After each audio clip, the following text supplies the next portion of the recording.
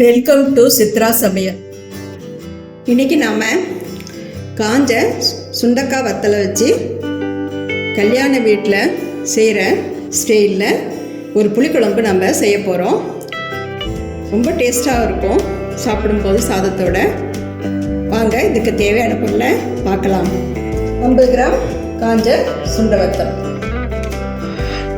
வெந்தயம் 1 ஸ்பூன், கடுகு உளுத்தம்பருப்பு 1 ஸ்பூன், மஞ்சள்தூள் 1/4 ஸ்பூன், சீரகம் 1 ஸ்பூன், 1/4 ஸ்பூன் மிளகு, 2 காஞ்ச மிளகாய் வத்தல், குழம்பு பொடி 2 ஸ்பூன், பெருங்காயம் 1 ஸ்பூன், தக்காளி 2 பொடியாக கட் பண்ணி வச்சுக்கிறோம்.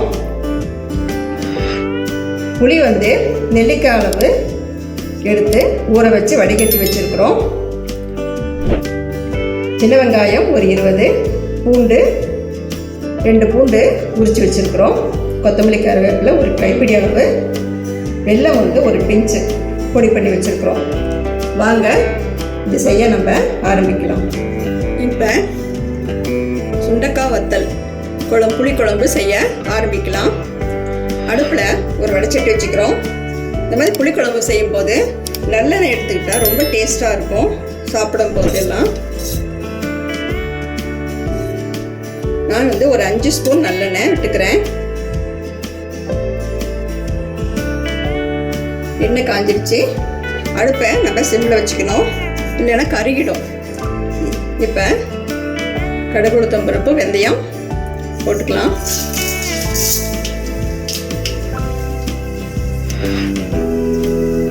பொரியட்டும். வெந்தயம் கருப்பாயிடக்கூடாது. இது கூட சீரகம்,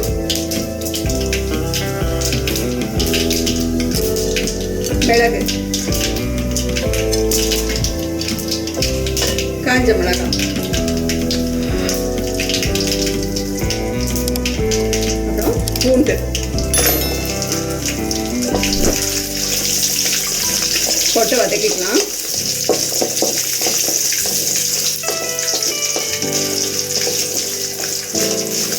பூண்டெல்லாம் சேர்க்கும்போது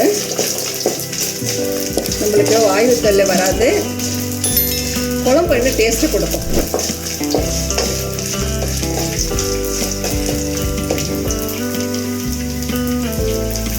சின்ன வெங்காயம் கூட சேர்க்கணும்.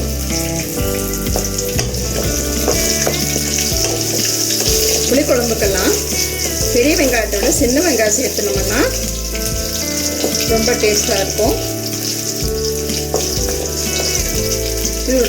இது கொஞ்சம் நேரம் வதக்கட்டும்.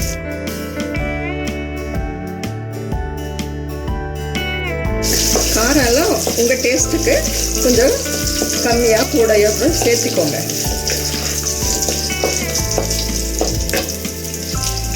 இப்போ காஞ்ச சுண்டத்தில் போட்டு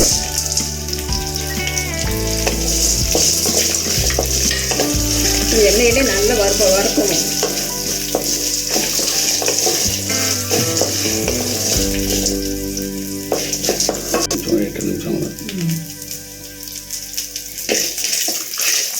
இப்போ இந்த மாதிரி கலர் வர முடிய நம்ம வதக்கணும்.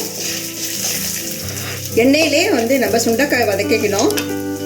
அப்புறம் மசால் பொடியெல்லாம் போட்ட அப்புறம் அது நிறையா வேகாது சரியா. பாருங்க, இந்த மாதிரி நல்லா பாருங்க, நறு இருக்குல்ல, சூப்பராக வந்துருக்கு. இந்த மாதிரி வதக்கிக்கணும் நம்ம.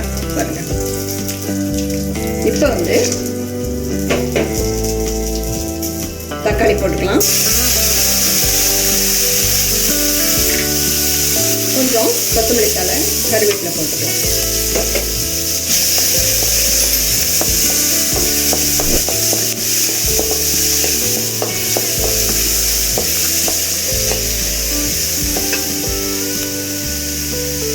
இது கூட மஞ்சத்தூள்,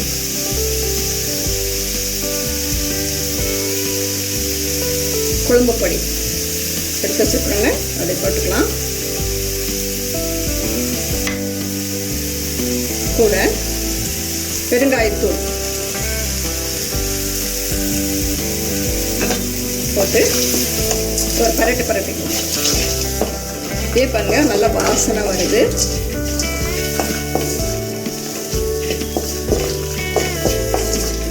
நீங்களும் ஸ்டெப் பை ஸ்டெப்பாக சொல்கிறேன்ல, அதே மாதிரி வீட்டில் நீங்கள் செய்யலாம். நல்லா வரும், செஞ்சால் நல்லா வரும்.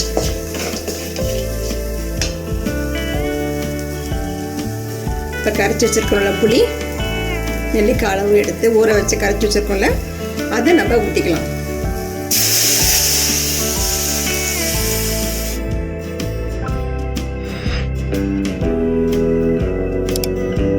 தேவையான அளவு தண்ணி ஊற்றி வேக வச்சுக்கலாம்.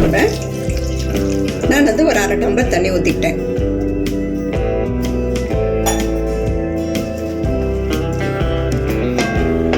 இப்போ அதோட வெல்லம் போட்டுக்கலாம்.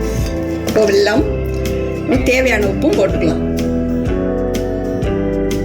தேவையான அளவு உப்பு போட்டுக்கலாம். அப்புறம் சுண்டைக்காயெல்லாம் வெந்தப்புறம் உப்பு காரம் பார்த்துக்கலாம். இது வேகட்டும். இப்போ திறந்து பார்க்கலாம். பாருங்க, எண்ணெய் பிரிஞ்சு எல்லா மசாலா சுண்டைக்காயெல்லாம் சேர்ந்து இந்த மாதிரி கெட்டியாக வரணும். எண்ணெயும் பிரிஞ்சிருக்கு. சுண்டைக்காய் வெந்திருச்சா பார்க்கலாம். பாருங்க, இந்த மாதிரி வேகணும். வெந்திருச்சு. நீங்கள் கடுகு உளுத்தம் பருப்பு, வெந்தயம், பூண்டு, வெங்காயம் எல்லாம் வதக்கின அப்புறம் தான் இதை போடணும். மசாலா அது உடனே போடக்கூடாது.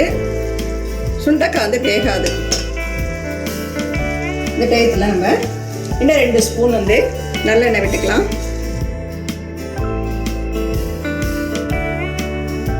கொத்தமல்லி கருவேப்பிலை தூவிக்கலாம். ரொம்ப வாசனையாக வந்திருக்கு. கலக்கிக்கலாம். கலக்கிட்டு நம்ம டேஸ்ட் பண்ணி பார்க்கலாம். உப்பு, காரம், புளிப்பு, துவர்ப்பு எல்லாமே சேர்ந்து நல்லா வந்திருக்கு குழம்பு. இதை நம்ம ஒரு பவுலில் மாற்றிக்கலாம். சுண்டைக்காய் வத்த குழம்பு வந்து ரெடி ஆயிடுச்சு. இந்த மாதிரி சுவையும் மணமும் நல்லா வந்திருக்கு. நீங்களும் உங்கள் வீட்டில் இதே அளவோட செஞ்சு பாருங்கள். இந்த வீடியோ உங்களுக்கு பிடிச்சிருந்தா சித்ரா சமையலுக்கு லைக் பண்ணுங்கள், கமெண்ட்ஸ் பண்ணுங்கள், சப்ஸ்கிரைப் பண்ணுங்கள். உணவே மருந்து. மிக்க நன்றி. இந்த வீடியோ உங்களுக்கு பிடிச்சிருந்தா சித்ரா சமையலுக்கு லைக் பண்ணுங்க, ஷேர் பண்ணுங்க, சப்ஸ்கிரைப் பண்ணுங்க. உங்களுடைய கருத்துக்களை கமெண்ட் செக்ஷன்ல பதிவு பண்ணுங்க. உணவே மருந்து.